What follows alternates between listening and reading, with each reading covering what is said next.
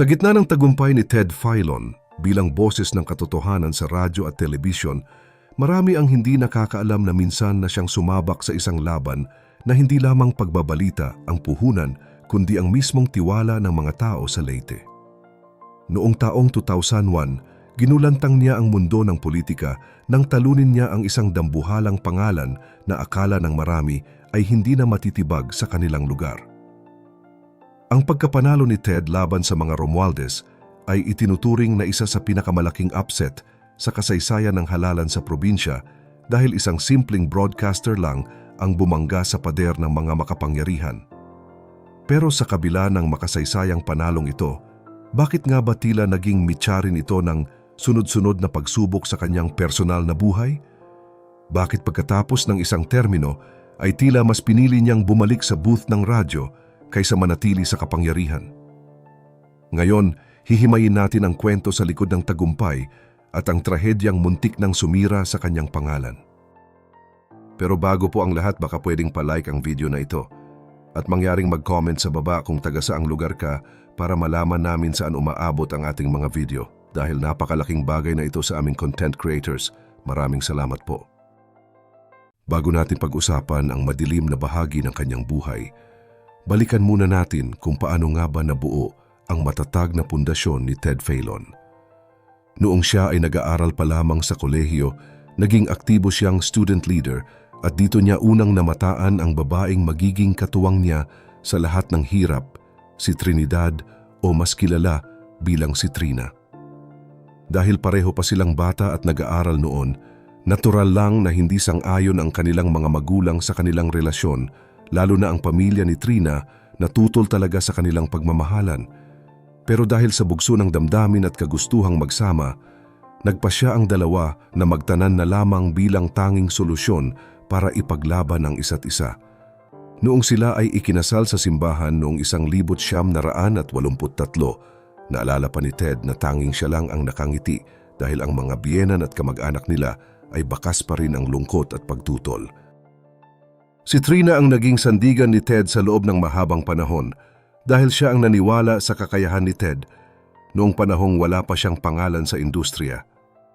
Sa loob ng 25 taon nilang pagsasama, itinaguyod nila ang kanilang dalawang anak na sina Katrina at Karishma habang unti-unting umaakyat sa rurok ng tagumpay si Ted. Si Trina ang nagsilbing gabay at suporta ni Ted hanggang sa naging isa na siya sa pinakasikat na broadcaster sa bansa. Pero noong April 15, 2009, ang masayang kwento ng kanilang pamilya ay biglang nagbago. Habang nasa trabaho si Ted para sa kanyang radio show sa DZMM, nakatanggap siya ng tawag mula kay Trina bandang 9:00 ng umaga. Ang mga huling salita ni Trina ay puno ng lungkot at hiya kung saan sinabi niya kay Ted na wala na siyang mukhang maihaharap sa asawa niya dahil sa isang malalim na problema. Dahil sa kaba, dali-daling umuwi si Ted sa kanilang bahay sa Quezon City at doon na niya natagpuan ang kanyang asawa na nakahandusay sa loob ng banyo. Agad nilang isinugod si Trina sa ospital sa tulong ng kanilang driver at kapatid ni Trina. Pero ang insidenteng ito ay naging mitya ng isang malaking kontrobersya. Kinabukasan, pumanaw si Trina at doon na pumasok ang mga pulis para mag-imbestiga.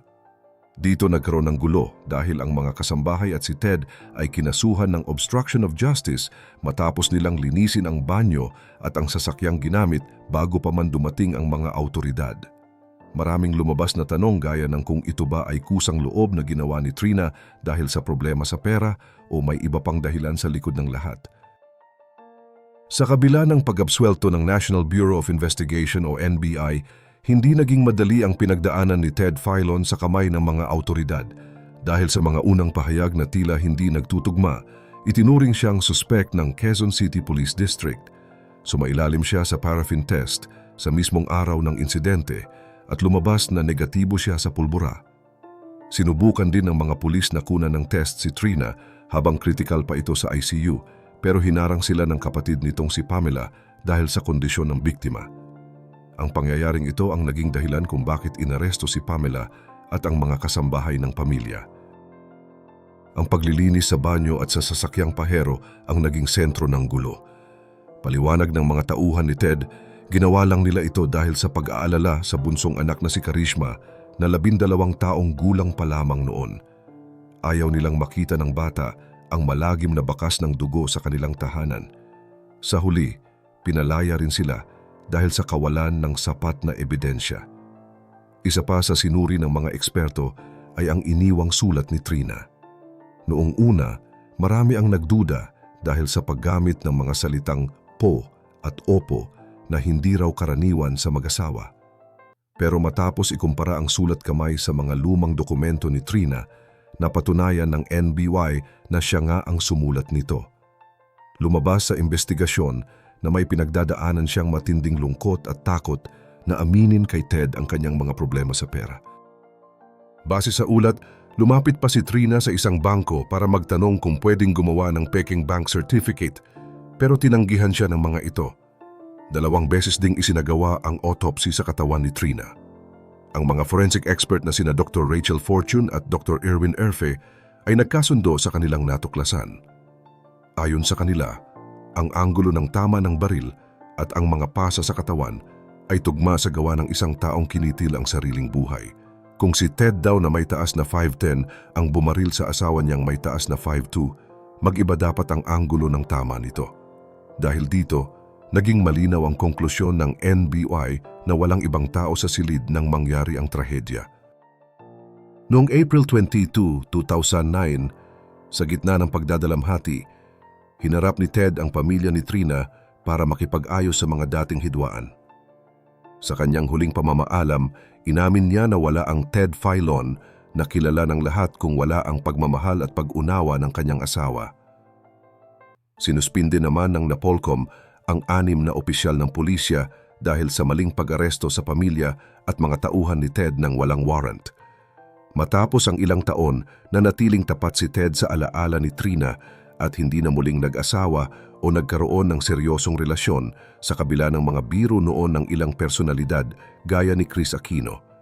Ngayon, ang tanging hiling ni Ted sa kanyang mga anak ay maging bukas sa kanya sa anumang pagkakamali upang hindi na maulit ang kanyang masakit na nakaraan.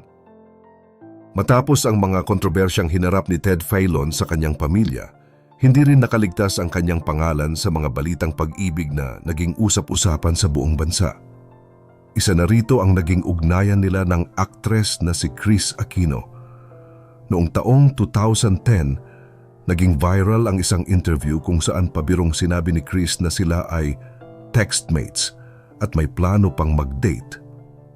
Agad namang nilinaw ni Chris na biro lamang ito at bunga ng kanilang pagiging malapit noong nagkakasakit pa ang kanyang inang, si dating Pangulong Cory Aquino.